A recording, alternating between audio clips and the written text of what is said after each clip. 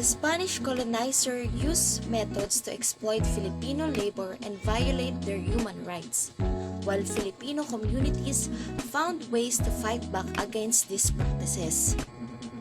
These are: number 1, forced labor. The Spanish authorities made indigenous Filipinos work on public projects and serve Spanish interests through the poliservisyo system. In response, the Filipino resisted by intentionally working slowly or pretending to be sick to reduce productivity. They also staged strike and protest to challenge the unfair working conditions. Number 2, tribute and taxation. The Spanish colonizer imposed high taxes and fees on the Filipino people to take their wealth. To resist this heavy financial burdens, the Filipino organized boycotts, refused to pay, and rebelled against the excessive demands. They wanted to challenge economic exploitation and demand fair treatment. Number 3, encomienda system.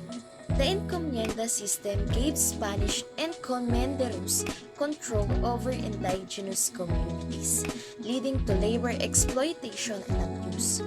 Filipino resisted by rebelling and fighting against the encomenderos.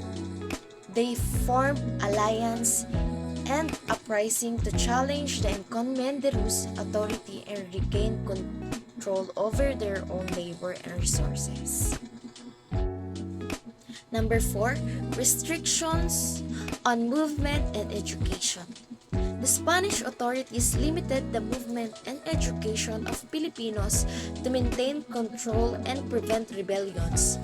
In response, Filipinos created secret groups and networks to facilitate movement and the sharing of information. They also established hidden schools to preserve their cultures and knowledge, despite Spanish attempts to suppress their education.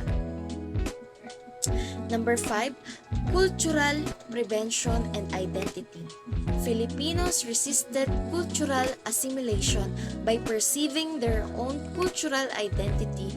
They continued to use their indigenous language, practice their customs, and honor their traditions.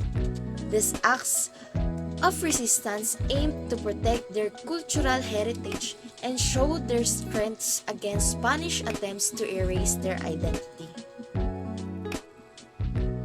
That's all. I'm Junsay and I'm from BSBA HR 3.